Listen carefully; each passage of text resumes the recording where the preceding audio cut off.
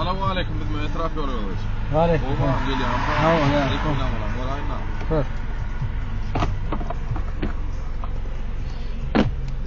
Lan.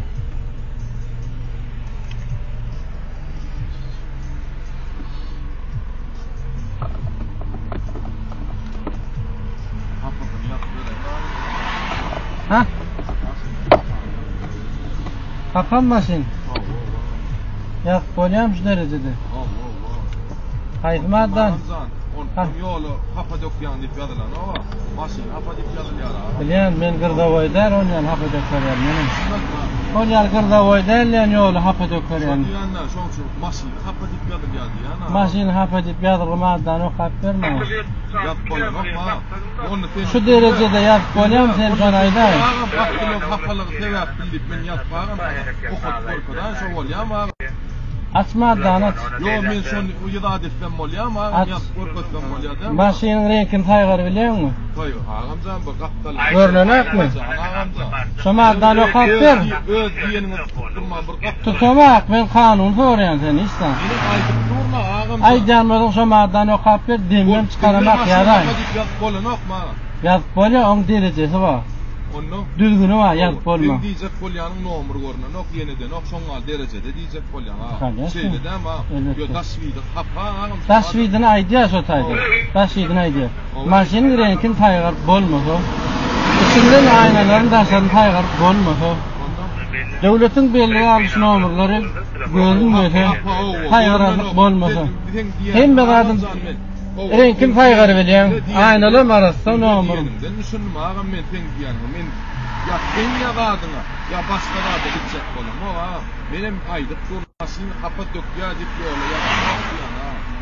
Hapa döküyadan şu tayda yaz. Sen yazasın yerde yaz men arda edecek gidip. Sen mi? Men şudur şuna gidecek öyle gönül. Şu maşini mi? Şu madde ya ağam.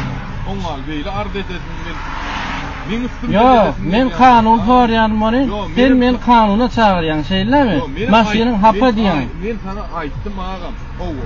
Devlet belgen görünmez o derecede dik adam. Oğa men sana söyledim. Maşinin daş hap kespi hapa dik yani. Maşinin daş kesip hakkında da yazık çotaydı o kay. Nomurum yazık, ayna da yazık, renkem yazık. Renkim kaygarıp bolyan. İstadi demek ben kanun soruyan senden. Benim ağam nimde vardı var. Sen beni kanuna çağırdım şeylen. Ongal var ha. Gada edecek. Olma o ağam. Men kanundan başka istedi diyemem sana. Benim sana ağamcan çıktım mı ağam çıkmadı sıdığımdan çıktım mı? Sıdığımdan çıkamak ker ağam. Sen yadan varsan çıkıyordun. Yok sıdığımdan çıkamak ker ağam. Yadan varsan çıkıyordun. Arda etsek yine şu madde ya ağam şu derecede şu hal yağdaydı. Aydı batıyorlar. Şu maşini bilen gidip arda etse öyle mi? Görün diyecek. Bilmiyorum şu madde de diyen ağamcan. Yadan oradan edecektim şuna gidecektim. O mesele değil ağam. Yönü ağam değil. Ongal var ağam.